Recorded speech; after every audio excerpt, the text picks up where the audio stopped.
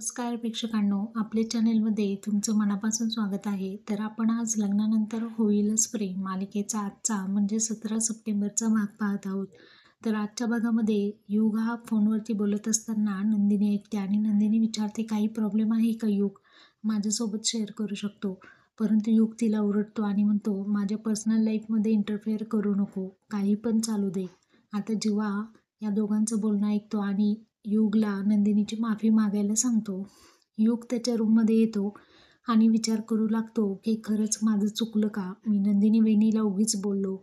इतक्यात आता रम्या तिथे येते आणि रम्या म्हणते, अरे मला लादीपोछा करायचा आहे. युग म्हणतो, अगं कशाला आलीस तू? जा, माझ्यासोबत थांबू नको इथे. नंदिनी आणि जेव्हा यांचं बोलणं तो मनातल्या मनात विचार करत असतो.